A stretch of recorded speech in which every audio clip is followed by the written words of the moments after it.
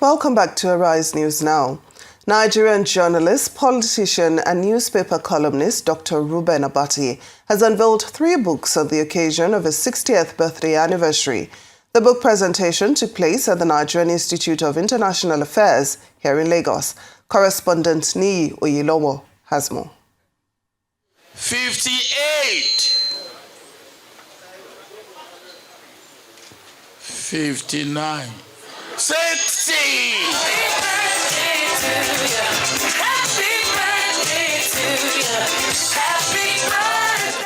A packed forum of dignitaries, guests and well-wishers is indicative of the significance of the occasion in honoring the man Reuben Abati.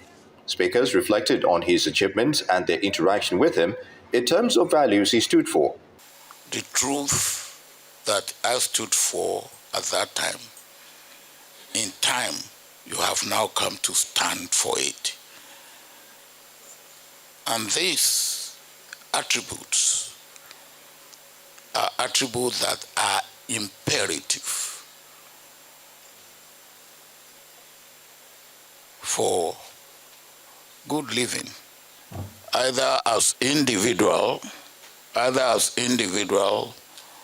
or as organization. The title of my keynote is Nigeria, Time to Reload.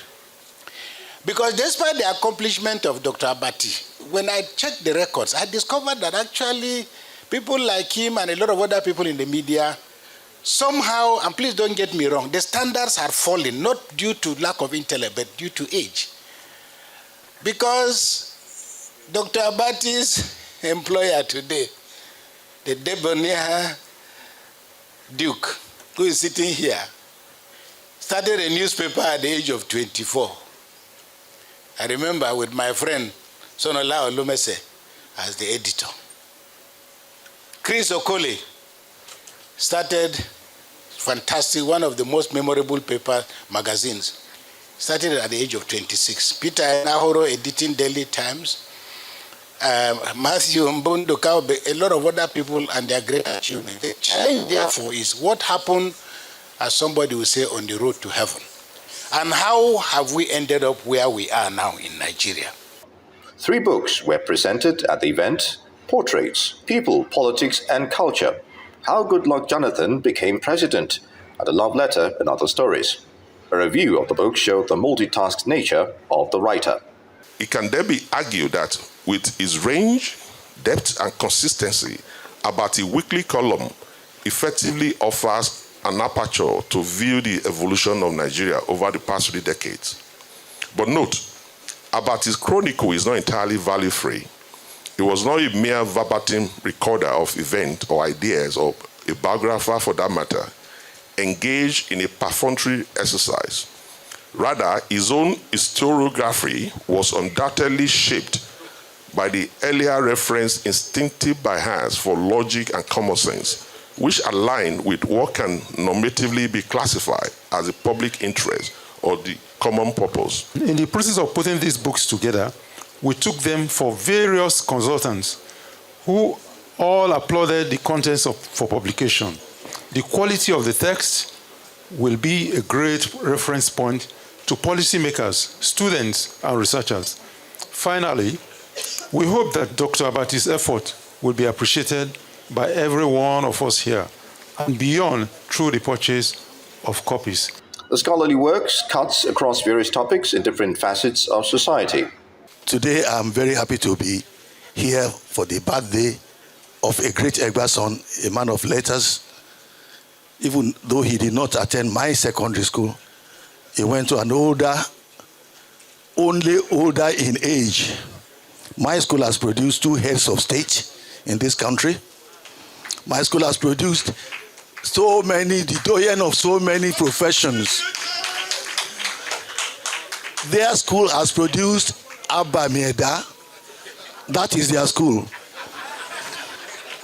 Now, I want to talk about the celebrant of today, a great man of letters, we didn't know that he's capable of the kind of English that they are fond of in UI.